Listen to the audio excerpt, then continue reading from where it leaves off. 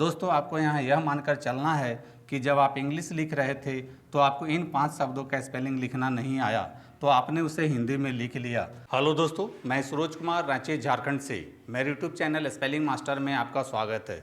दोस्तों आज spelling series में मैंने जिन 5 अलग अलग शब्दों को लिया है वे इस प्रकार से हैं। पहला है ब्रिज, दूसरा है प्रोलोग, तीसरा है यूनिक, चौथा है टॉर्चर, पांचवा है एक्चुअल।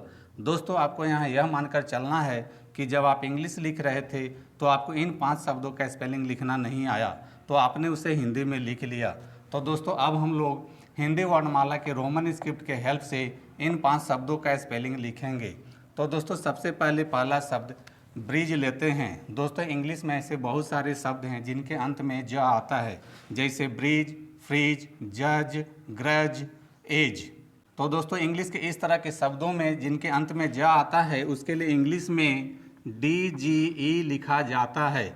दोस्तों यहाँ ध्यान देने वाली बात यह है कि रोमन स्क्रिप्ट में जी से ग होता है, लेकिन दोस्तों जी के बाद यदि EIY आता है तो उसको ज पढ़ा जाता है। तो सबसे पहले ब्रिज में ज के लिए DGE लिख लेते हैं और बाकी बचे शब्द के लिए रोमन स्क्रिप्ट का हेल्प लेंगे। रोमन स्क्रिप्ट में B से ब होता है, R से र होता है, छोटी ई के लिए आई लिखेंगे। इस प्रकार से आप ब्रिज का स्पेलिंग बहुत ही आसानी से लिख लेते हैं।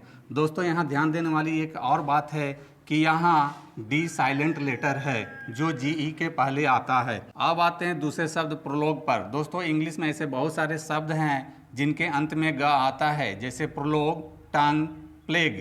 तो दोस्तों इस तरह के शब्दों में जिनके अंत में ग आता है उसके लिए इंग्लिश में GUE लिखा जाता है। तो दोस्तों सबसे पहले ग के लिए हम लोगों ने GUE लिख लिया। अब बाकी बचे शब्द के लिए रोमन स्क्रिप्ट का हेल्प लेंगे। रोमन स्क्रिप्ट में P से प होता है, R से र होता है, O के लिए O लिखेंगे, L से ला होता है, O की मात्रा के लिए O लिखेंगे। इस प्रकार से आप प्रोलोग का स्पेलिंग बहुत ही आसानी से लिख लेते हैं। अब आते हैं तीसरे शब्द यूनिक पर। दोस्तों इंग्लिश में ऐसे बहुत सारे शब्द हैं जिनके शुरू में, बीच में और अंत में का आता है, जैसे कि यूनिक, टेक्निक, चेक। तो दोस्तों इस तरह के शब्दों में आने वाले क के लिए इंग्लिश में QUE लिखा जाता है और बाकी बचे शब्द के लिए रोमन स्क्रिप्ट का हेल्प लेंगे। दोस्तों यहाँ हम देख रहे हैं कि यूनिक में पहला लेटर U आया है और इंग्लिश अल्फ़ाबेट में U के लिए U लिखते हैं और रोमन स्क्रिप्ट में N से ना होता है, छोटी ई के लिए I लिखेंगे। इस प्रकार से आप यूनिक का भी स्पेलिंग बहुत ही आसानी से लिख लेते हैं। अब आते हैं चौथे शब्द टॉर्चर पर। दोस्तों इंग्लिश में ऐसे बहुत सारे शब्द हैं जिनके अंत में चर आता है, जैसे कि टॉर्चर, फ्यूचर, लेक्चर। तो दोस्तों इंग्लिश में इस तरह के शब्दों में जिनके अंत में चर आता है उसके लिए इंग्लिश में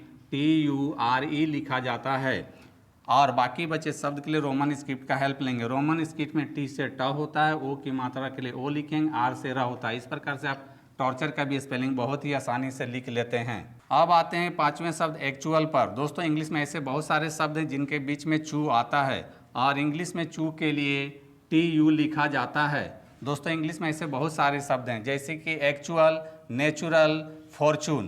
तो दोस्तों एक्चुअल में सबसे पहले A आया है और इंग्लिश अल्फ़ाबेट में A के लिए A होता है, तो सबसे पहले A के लिए A लिख लेंगे। बाकी बचे शब्दों के लिए रोमन स्क्रिप्ट का हेल्प लेंगे। दोस्तों C से का होता है, चू के लिए TU लिखेंगे, A से आ होता है, L से ला होता है। इस प्रकार से आप एक्चुअल का भी स्पेलिंग बहुत ही आसानी से लिख लेते हैं। तो दोस्तों देखा आपने, इंग्लिश स्पेलिंग लिखना है बहुत आसान। शब्द छोटे हो या बड़े इससे कोई फ़र्क नहीं पड़ता है। तो दोस्तों आप मुझे अपने 5 कठिन शब्दों को कमेंट बॉक्स में लिखकर बता सकते हैं जिसका स्पेलिंग लिखने में आपको दिक्कत महसूस होता है। मेरा अगला स्पेलिंग सीरीज आपके कठिन शब्दों पर होगा।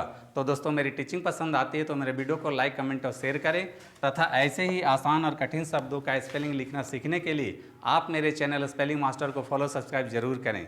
मिलते हैं नेक्स्ट वीडियो में। Thank you. दोस्तों वीडियो पसंद आए तो इस वीडियो को लाइक करें, शेयर करें और मेरे चैनल को सब्सक्राइब जरूर करें। Thank you.